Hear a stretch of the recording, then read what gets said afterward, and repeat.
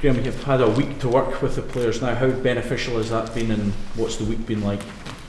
The week's been frantic, but it's been really enjoyable. The guys have worked really hard. They've been really open. And I think that we've had a good week of bedding in some principles of mine. And I think it's a positive week moving forward. Talking to the players today, they seem quite engaged, and I think they're just desperate to get the game going ahead, to be honest. They just want to get on the pitch. Looking at your position, and what have you been told by those in power here about what the situation is? Exactly what you've been told. We've got you in charge. The main message I've had from the board, I have to be candid, is can we support you? Don't worry about anything else. Don't worry about anything behind the scenes. Can we do anything to help you? And I'm really, really grateful for that support. And if anything changes, I'm sure you guys will get to know about it. But the board have been really open and candid with me about what's going on. And as soon as I hear anything different, then I'll be informed by them. Would you be happy to take this role on until the end of the season? I'm not even thinking about that. I'm literally thinking about the game. I think it would be incredibly arrogant of me to be that presumptuous and look towards the end of the season. I'm thoroughly enjoying the role, but I know that I'm taking the game on Sunday, and that's all I'm looking at.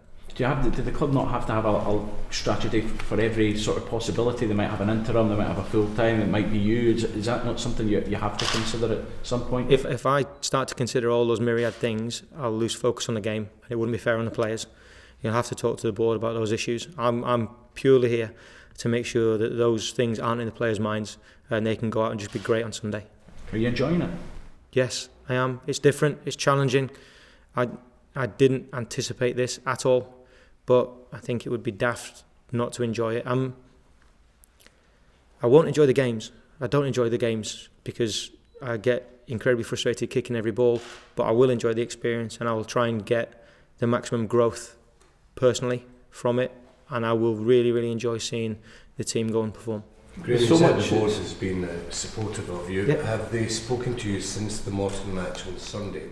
I've just had a chat to Andrew and Stuart today, and once again they came into the office, sat down, and they've just said simply, is there anything we can do to help? How do you think a club avoids, or destruction is minimal at a time of a change of management? What's the best way forward? Oh, I have no idea. I think that clarity is key. I think the board have been very clear. They've said this is happening. Graeme is now in charge, and that's the clarity the players need. They've been really good in talking to the players and making sure that the process is ongoing, and all the players have to concentrate on is the football. And to be honest, the club will change whatever they need to change behind the scenes, and we can't, as the football side, worry about that one little bit. The club has already gone on the record and said that they're looking to appoint a director of football. I'll get your take on that in a minute, but in terms of an appointment, is it best to go for a permanent appointment now or at the end of the season in terms of the development of this team? You will only know that after it happens. You will only know that after it works. So for me to say that we're doing it one way or another would be better, I think would be wrong on my part. And I think that the only way, as I've said, you will be able to tell whether it works. The efficacy of either role would be for it to happen and then judge it post.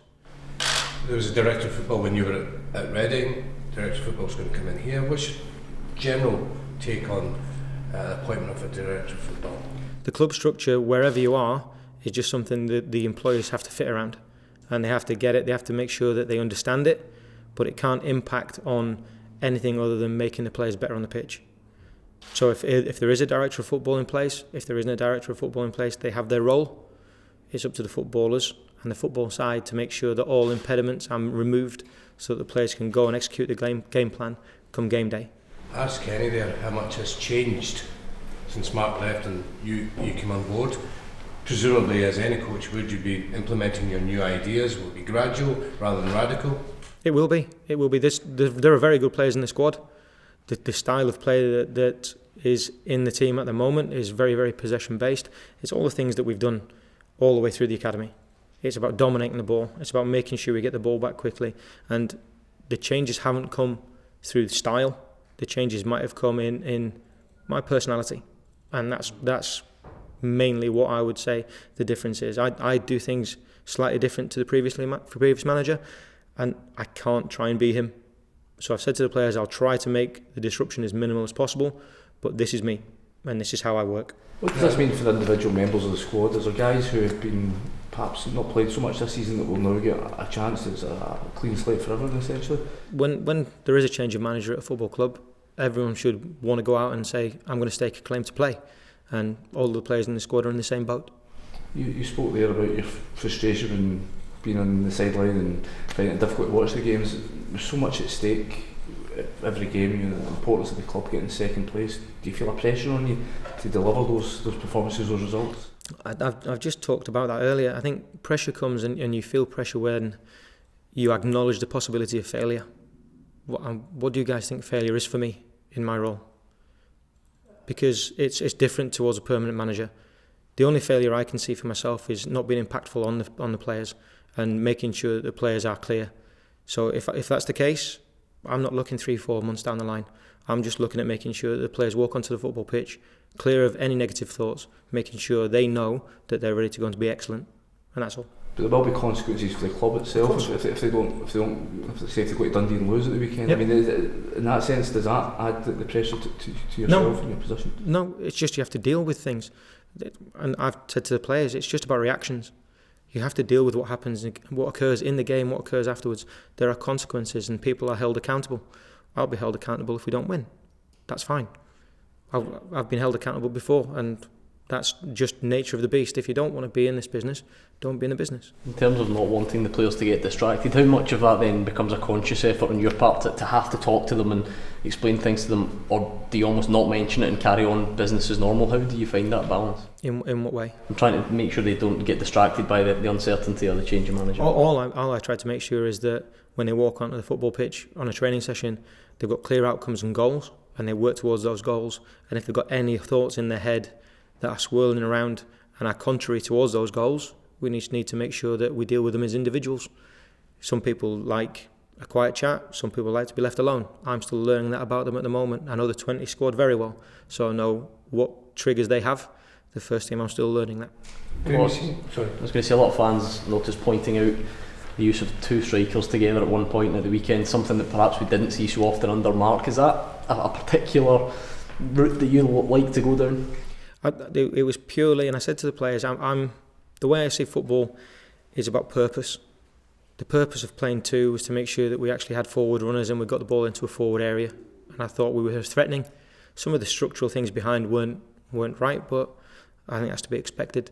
The purpose was to make sure that our key players got the ball more. And I think out of the front three that changed to a two, one got man of the match, one scored the equaliser, and one got the winner. So it kind of worked, but not perfectly. How much time this week have you spent looking at Dundee then? Loads. How long have you got? I've just said I was walking around Loch Lomond on a day off with my little girl and my wife and my goddaughter and her mother yesterday. And 20 minutes in, I'm thinking about formations, I'm thinking about their players, I'm thinking about how we tweak things. And my wife clocked it straight away. So when you ask me how much I've been looking and thinking about Dundee, just think of a number and you're probably not even close. Graeme, you seem confident, you're a very honest guy as well. Stuart Robertson said that you'll be in charge for the foreseeable future. Would you in any way be daunted by the prospect of having to take this team to Celtic Park next month? Absolutely. I think you look at the history behind the clubs, you look at the way they're playing at the moment, you would be daunted, but I always had a feeling when I go to a big stadium and you're the underdogs, there's no better feeling than walking out of the stadium with a good result. However, can I reiterate that I think it would be incredibly presumptuous and arrogant of me to even look that far forward. I'm just cracking on with what I'm doing for this weekend, and then we'll see after the game. What about lads at the development squad? You obviously work with them. Mm-hmm. What prospect of them being elevated to your squad? They have to be good enough. I told them this when I came in at the start. I'm not here to wave a magic wand and say, because I've worked with you, you're going to come. There's players in the first team squad, you're going to have to take their shirt off them. But they know that. I was clear with them on day one when I came in to do the 20s job. It's exactly the same as the first team squad. If you want the shirt, if you want to play for Rangers Football Club, you're going to have to go and earn it. Graeme, you mentioned about a director of football and how employees just have to get on with any different structure, but as an under-20s boss, where can you get support from any new director of football, and what more do you need to try and help your role in the youth role here at the club? I can't talk about that until it happens, because I don't know how it's going to look. So for me to give you an answer now would be a guess, and I don't think I'm prepared to do that. But do you feel that there needs to be a change in any radical change in structure in terms of what you do and what the other youth coaches do here? I think the youth coaches in any football club need support and clarity like the first team do. So whoever comes in, roles need to be identified, lines of reporting need to be identified, the style of play needs to be identified, and whoever does that, you're accountable to someone. If it's a director of football, if it's an academy manager, if it's a board, that's just the same regardless of structure, I think. Team news, Graeme, how's the squad looking for the weekend? Look good. I've been really impressed with their effort and application. So there's a couple of people got tweaks, but obviously I won't tell you just about them just yet. Graeme, it's a peculiar sort of mix there. You're saying when you're in the touchline at the weekend, you want to kick every ball, you're going out with your family and you're thinking about football. How do you manage to then kind of rationalise it all and say, right, I'm in charge of this huge club? When I figure that out, I'll come back to you and let you know, because I haven't figured it out yet. I can't. All I can do is deal with the reality, and the reality is I've been honoured to be put in this position. I've been supported very well by the board, and all I have to rationalise is, this is your situation, deal with it.